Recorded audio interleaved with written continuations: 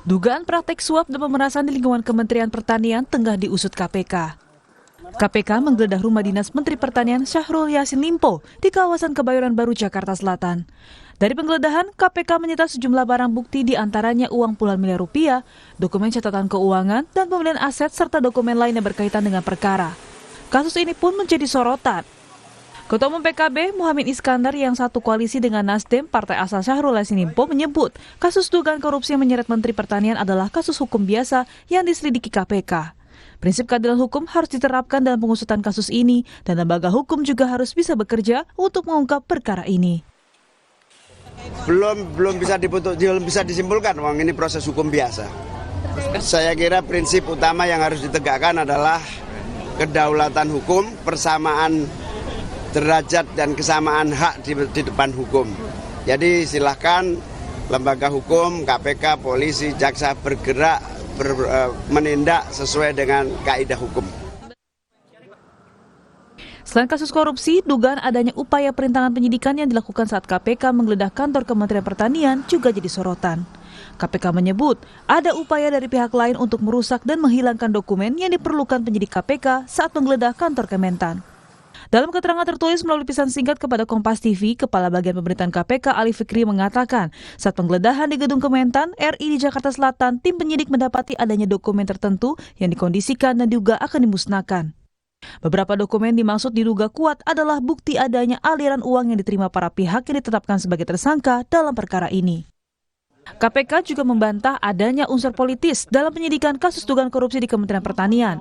Ali Fikri memastikan penyidikan itu murni proses hukum. Ini ada kaitannya dengan unsur politis.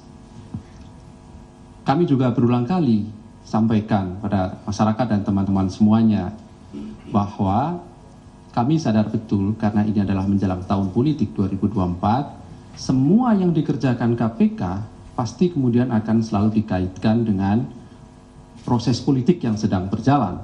Tapi kami ingin tegaskan, dan pada waktunya akan dibuka secara terang, ya, apa yang menjadi alat buktinya, perbuatannya seperti apa, gitu ya, di hadapan majelis hakim tentunya nanti ketika proses penyidikan ini cukup, dilakukan penahanan, dilimpahkan pada proses penuntutan, dan disidangkan pada pengadilan tindak pidana korupsi. Menko Polhukam Mahfud MD menegaskan upaya perintangan penyidikan tersebut harus diusut karena merupakan tindak pidana tersendiri. Ya harus diusut, itu tindak pidana sendiri kalau memang ada ya, saya tidak tahu, belum dengar, tapi kalau itu memang ada harus diusut. Satu korupsinya sendiri, itu adalah tindak pidana, penghilangan dokumen, tindak pidana juga, ada hukumannya sendiri, itu harus dikejar juga. Jelang kontestasi 2024, bukan kali ini saja KPK mengungkap korupsi yang menyeret Menteri Kabinet dari Partai Nasdem. Sebelum penggeledahan di Kementan, mantan Menteri Komunikasi dan Informatika Menkominfo Johnny G. Plate ditetapkan tersangka terkait kasus dugaan korupsi menara BTS 4G tahun 2020-2022. Publik pun menanti hasil penyidikan KPK yang diklaim tidak ada unsur politisasi. Tim Liputan, Kompas TV.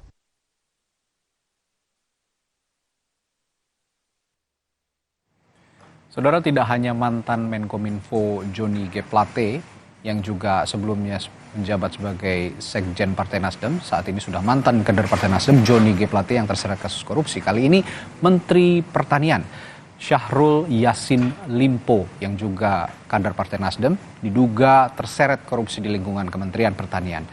Dugaannya praktik suap dan pemerasan, lalu benarkah kasus yang tengah diusut KPK ini murni tanpa politisasi? Terlibatnya menteri dari Partai Nasdem, benarkah Koalisi Perubahan juga tengah digembosi? Kami hadirkan perbincangannya dalam Sapa Indonesia Pagi dengan sejumlah narasumber yang hadir di studio. Ada pengamat politik atau analis politik dari Universitas Al-Azhar Indonesia, Ujang Komarudin. Selamat pagi, Kang Ujang. Selamat pagi, Bang Radi. Ya.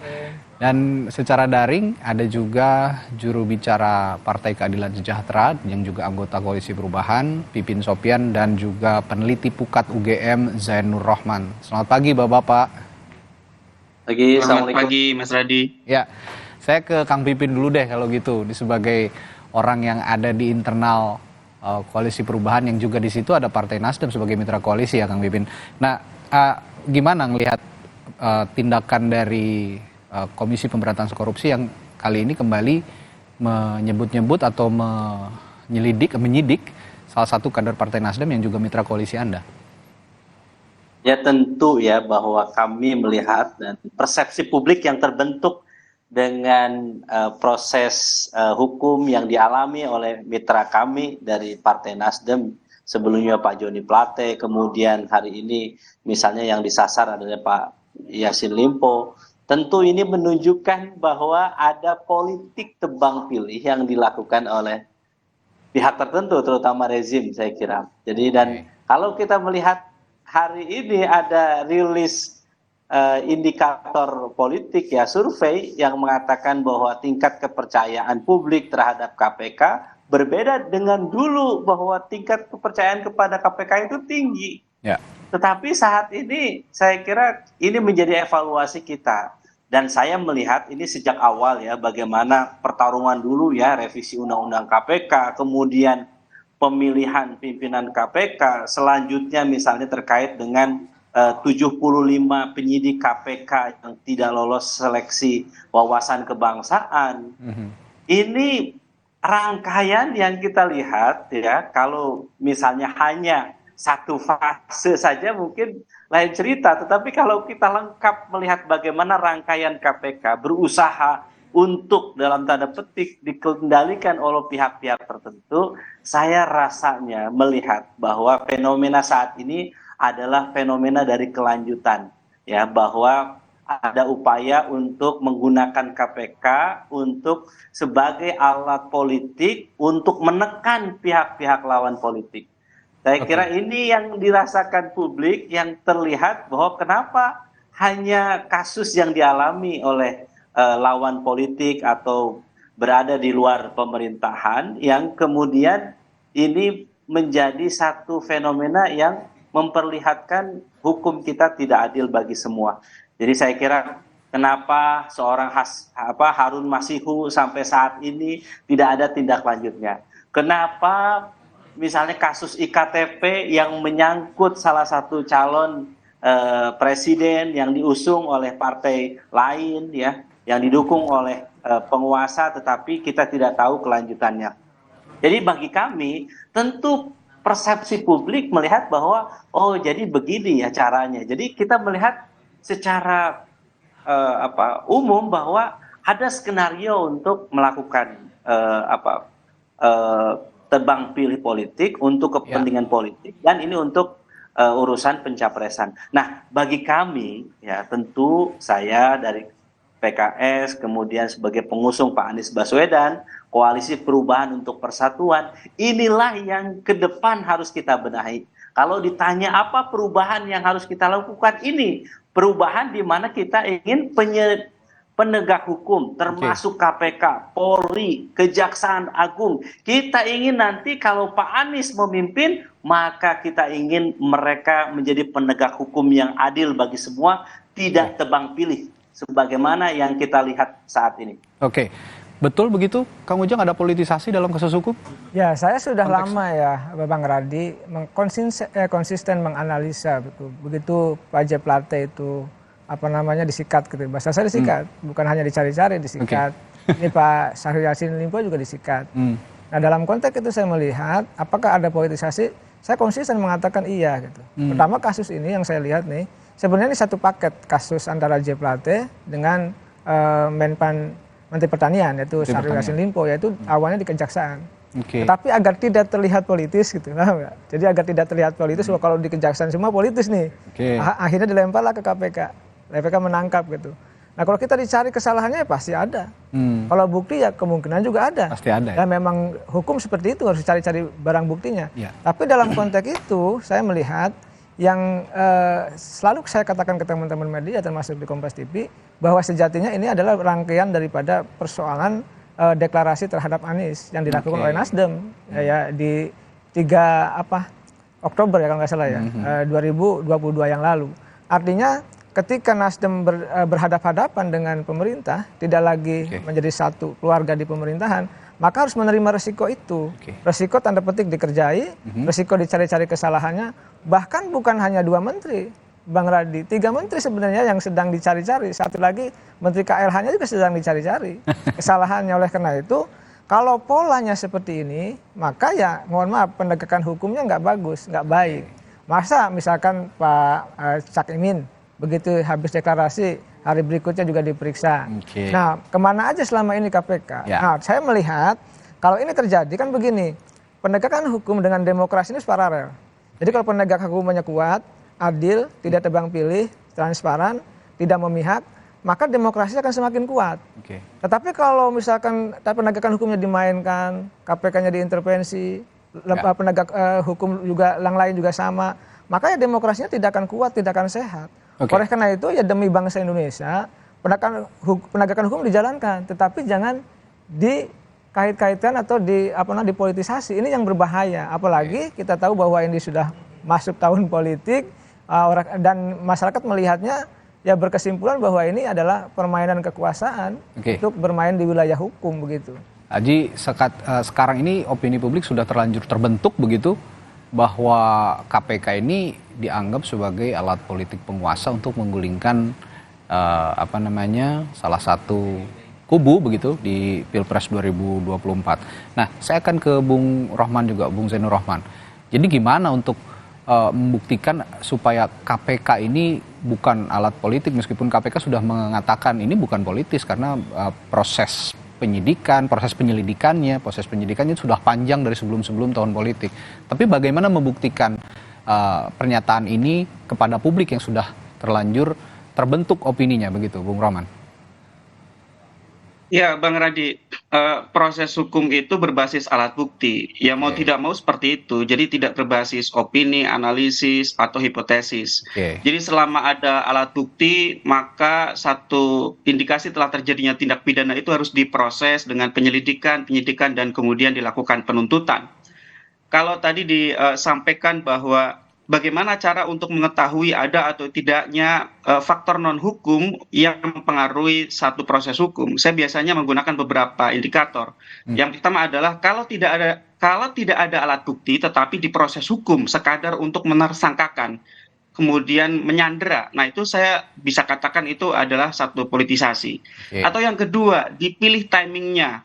Misalnya puluhan tahun didiamkan, kemudian dalam satu momentum diproses. Itu bisa menjadi indikasi adanya permainan politik. Atau yang ketiga, ada sebagian pihak yang diproses, tetapi pihak lain tidak diproses. Itu juga bisa menjadi indikasi. Nah, bagaimana untuk memastikan itu semua? Saya pikir tidak ada mekanisme yang bisa digunakan kecuali model-model pengawasan oleh lembaga-lembaga pengawasan. Nah, lembaga pengawasan yang paling kuat tentu adalah parlemen, DPR. Nah, tadi saya juga sudah mendengar salah satu partai politik di sini ya, Insaf gitu ya, yang mengatakan bahwa revisi Undang-Undang KPK maupun konfigurasi pimpinan KPK ini sangat berpengaruh terhadap berkurangnya integritas dan independensi KPK. Ya PKS, Nasdem, dan yang lain-lain itu kan semua setuju revisi Undang-Undang KPK dalam Undang-Undang 19 2019 gitu ya. Nah, sekarang semua sedang memanen hasil dari kebijakan mereka di masa lalu. Jadi saya sebagai masyarakat sipil juga mengatakan ya ini juga menjadi karma bagi partai politik yang kemarin ikut menyetujui revisi Undang-Undang KPK. Nah, selanjutnya yang menurut saya perlu dilakukan adalah kalau ada partai politik, masyarakat, pihak manapun yang mengetahui adanya dugaan telah terjadinya tindak pidana yang dilakukan oleh siapapun di luar kelompoknya, laporkan kepada KPK. Misalnya ada indikasi nih, ada indikasi kelompok XYZ tidak diproses, ya silakan laporkan, kemudian sampaikan kepada publik untuk bisa ikut melakukan pengawalan. Kalau misalnya partai koalisi yang sekarang sedang merasa dihantam, mengetahui telah terjadi tindak pidana di mana, misalnya gitu ya, silakan laporkan. Dan itu juga bisa dilakukan tindak lanjut pengawasannya di DPR atas laporan satu perkara yang sudah sangat jelas alat buktinya. Nah, misalnya tadi disampaikan juga soal Harun Masiku, saya sepakat ya, di soal Harun Masiku atau di bahkan soal BTS. Jadi di kasus BTS itu baru sebagian pihak yang diproses, tetapi ada pihak-pihak lain yang belum diproses. Nah, selanjutnya menurut saya yang juga perlu jadi perhatian, kalau ada informasi pihak KPK yang menerima order di remote dari eksternal, menerima pesan-pesan untuk memproses kelompok-kelompok politik tertentu dan melindungi kelompok-kelompok lain, laporkan kepada Dewan Pengawas. Publik akan dukung itu semua, begitu ya. Tapi saya sekali lagi kan katakan bahwa kita jangan terlalu cepat amnesia politik, begitu, bahwa ini juga semua bagaimana hasil dari revisi Undang-Undang 19 2019. Nah, di proses yang sekarang tersisa, sekali lagi dari aspek hukumnya semua kembali kepada alat bukti. Kalau memang ada alat buktinya, justru menjadi politisasi baru kalau tidak diproses.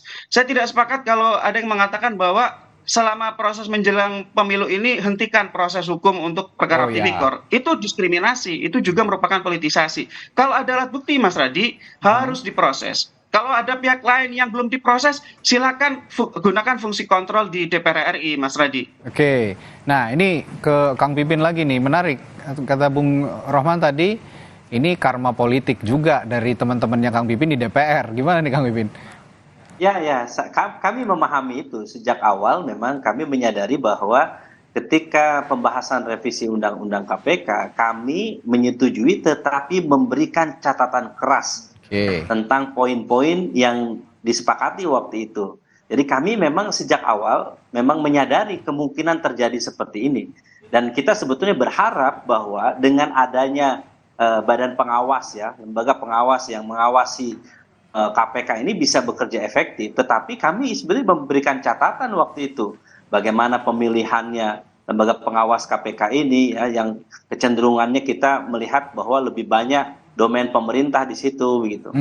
Jadi yang kedua, kami melihat bagaimana tes wawasan kebangsaan itu kemudian 75 penyidik KPK ya yang itu punya kredibilitas, integritas bagus ya, mungkin akan menghalangi proses-proses yang saat ini terjadi dan sejak awal sudah diamputasi.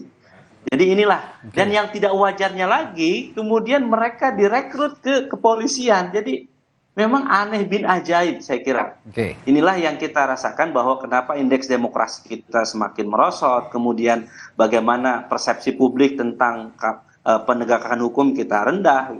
Apalagi kami mendapatkan informasi ya bahwa sebetulnya saya suatu ketika ditelepon oleh seorang kawan yang saat ini berada di dalam koalisi pendukung pemerintah. Beliau mengatakan bahwa, Kang, ini sebetulnya yang terjadi nanti banyak pimpinan partai atau kasus-kasus di partai yang mereka itu sudah diberikan kalung bom waktu di lehernya itu.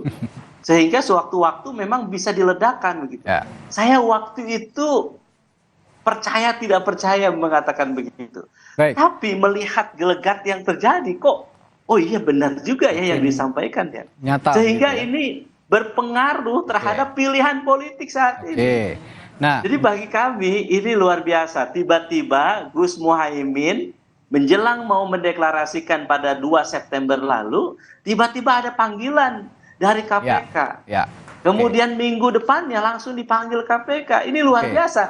Tapi begini, saya ingin memberikan penegasan ya, bahwa ada orang, ada tokoh-tokoh elit-elit politik, mungkin bisa jadi kalah oleh stick and carrot, oleh tekanan atau oleh buaya.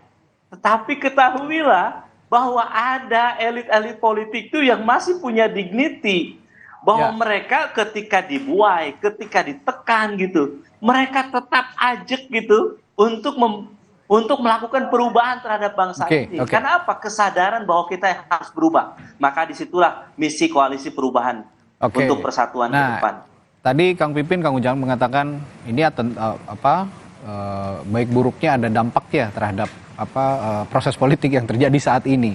Tapi saya yakin masyarakat Indonesia ini juga sudah pintar gitu ya. Meskipun ada politisasi lah katakan oleh lembaga penegak hukum terhadap pasangan bakal calon presiden tertentu atau partai politik tertentu yang mengusung baca pres tertentu gitu. Tapi dengan situasi demokrasi saat ini, pemilih sudah pintar, benar nggak sih ada pengaruhnya buat elektabilitas salah satu pasangan calon presiden dan juga partai-partai pengusungnya? Ya, Bang Radi, kan begini, politik is about perception. Politik adalah terkait dengan persoalan persepsi. Jadi kalau makanya yang dibangun oleh partai politik, oleh capres-cawapres, kandidat itu adalah citra. Citra positif, citra baik yang dibangun oleh katakanlah capres-capres termasuk partai politik. Agar apa? Agar mendapatkan dampak elektoral yang bagus, yang positif di kemudian hari. Oleh karena itu kalau citranya bagus, maka akan selaras dengan elektoralnya itu. Tetapi kalau citranya mohon maaf busuk ya, negatif di mata publik, maka ini juga akan menjadikan persoalan, bisa elektabilitasnya turun. Oleh karena itu untuk menguji misalkan apakah kasus ini gitu ya, Menteri Pertanian ini akan menggembosi gitu ataukah menurunkan elektoral dari pasangan Amin atau partai koalisinya, mungkin iya juga mungkin tidak. Pasti ada dampaknya, besar kecil itu ada. Karena tadi persepsi, kalau persepsinya terus diulang-ulang negatif, buruk, partai ini mohon maaf korupsi, didukung oleh partai yang korup, ini kan menjadi persoalan di tengah-tengah masyarakat. Nah masyarakat itu begini Bang, dengan tingkat pendidikan masyarakat yang mohon maaf ya, kalau kita ambil rata-rata di data BPS itu, kita kan rata-rata masyarakat Indonesia pendidikannya kan SMP, bahkan belum lulus SMP. Nah ini juga menjadi persoalan dalam kita membangun demokrasi. Ada 3 variabel kalau ingin membangun demokrasi yang sehat. Pertama, tingkat pendidikan masyarakat harus tinggi. Tadi cerdas iya, saya sepakat. Masyarakat sudah cerdas dengan pengalaman politik yang panjang. Setiap 5 tahunan berdemokrasi ya memilih presiden. Tetapi tingkat pendidikan yang tadi yang masih SMP itu, yang belum lulus SMP menjadi persoalan. Yang kedua, tingkat ekonomi. Kalau masyarakatnya masih miskin, itu juga persoalan juga dalam konteks mengangkat demokrasi. Yang penting ini masalah hukum Bang.